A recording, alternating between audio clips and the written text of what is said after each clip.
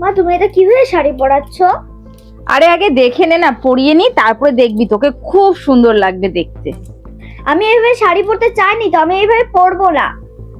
আরে দাঁড়া, একবার আমাকে পুরোটা পরিয়ে নিতে দে, দেখ তোকে ভারী সুন্দর লাগবে। স্মৃতি যেটা মা কি সুন্দর করে শাড়ি পরায়, তুমি তো ওরকম পারোই না। আমি এই শাড়ি পরবো না, আমি ওর মার থেকে পরে নেব। আরে বাবা দাঁড়া, একটু পরে নিতে দে, দাঁড়া, খুলিস না, একটু দাঁড়া। থাক পূজা, ছেড়ে দাও, ওকে তোমার শাড়ি পরিয়ে দিতে হবে না। আচ্ছা, তোকে আমি একটা কথা জিজ্ঞেস করি, কথাটার উত্তর দে তো। তুই জানিস সবার প্রথম একটা মেয়েকে শাড়ি কে পরিয়ে দেয়? সবার প্রথম একটা মেয়েকে তার মাই কিন্তু শাড়ি পরিয়ে দেয়। ওর জন্য মাকে সম্মানটা কর। আর একটা তোকে আমি আজকে কথা বলি, কথাটা একটু মন দিয়ে শুনিস। তুই বুঝতে শেখার পর সবার প্রথম তোকে অ আ ক খ কে শিখিয়েছে বলতো?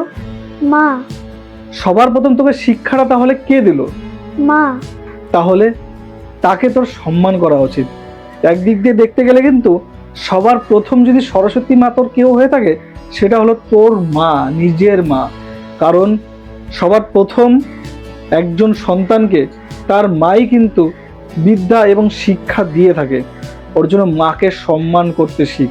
আর সেজে গেছে তুই স্কুলে যাচ্ছিস সরস্বতী মাকে অঞ্জলি দিতে, কিন্তু বাড়ির সরস্বতীর সাথে বাজে ব্যবহার করে, এটা কি সম্ভব? বাড়ির মাকে সম্মান করতে শিখ, তাহলে সরস্বতী মাও তোকে বিদ্যা বুদ্ধি দুটাই দিবে।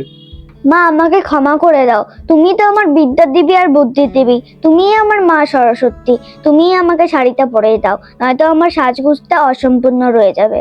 না মা, তোমাকে আর ক্ষমা চেতে হবে না। তোমার মতো যদি প্রত্যেকটা বাচ্চা বুঝে যায়, তাহলে মায়েদের সম্মানটা আরো বেড়ে যাবে। ধন্যবাদ তোমাকে, তুমি তোমার মেয়েকে উচিত শিক্ষাটা দিয়েছো। আর প্রত্যেকটা বাচ্চাকে তোমার এই কথা থেকে শিক্ষা নেওয়া উচিত। ধন্যবাদ আমাকে বলে লাভ নেই।